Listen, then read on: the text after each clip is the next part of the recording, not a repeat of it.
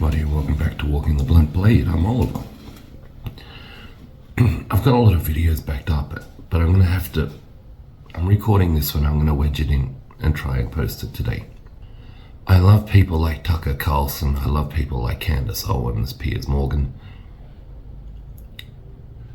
But after the weekend where President Zelensky went to visit Trump and was ambushed by him and J.D. Vance.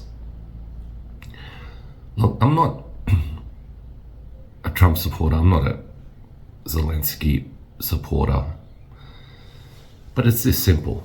They were rude. When you invite a guest to your house, you don't start with "you look like shit" and come on in and sit down. That's not how life works. Of course the guy felt cornered. And I disagree with Candace Owens and Tucker Carlson. If Americans ran interference with the Ukraine elections and were responsible for getting this guy voted in, and then they were also partially responsible for the war by pushing their NATO agenda, guess what? Of course you're responsible for funding the war. Don't make like it's anyone else's responsibility. It's your responsibility, America. I couldn't care less. I have long come to recognize that America doesn't help people, it doesn't aid people, and it doesn't protect people. But rather, I think it just interferes with people.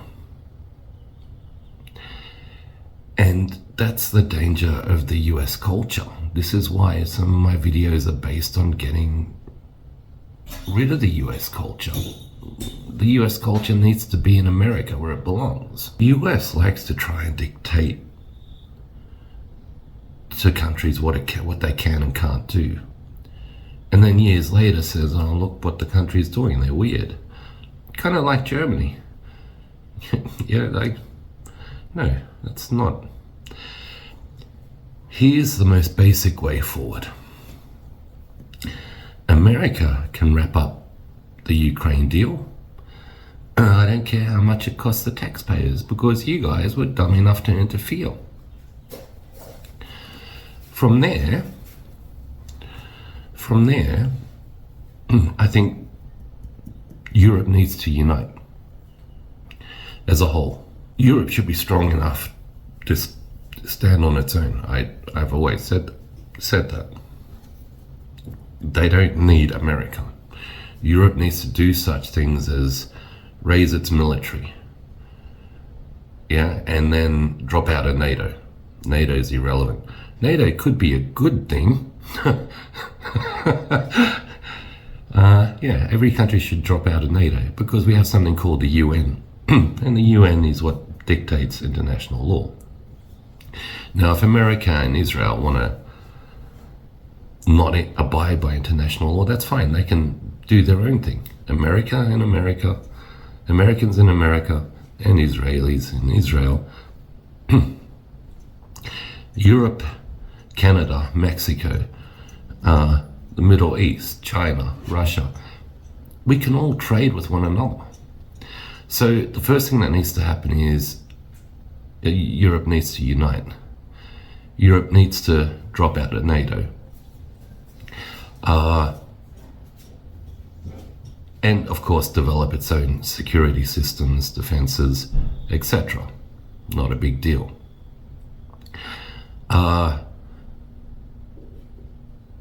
If we're tariffing people, then the entire world needs to tariff America back. It's that simple. It's not hard. It's not rocket science. Mr. Trump, as much as, I like some of what he's doing, he's hardly a genius. Once that's occurred and everyone's organized their own trades, I think we need to let America run off and become great again. I think America has had a lot of problems, And, sorry, let me just be clear about why NATO is no good. Donald. Because the UN could be a good organization. Get out, you moron. Because NATO's done nothing but drive innocent countries into war. Yeah, Australia and England mindlessly following America into the most ridiculous wars.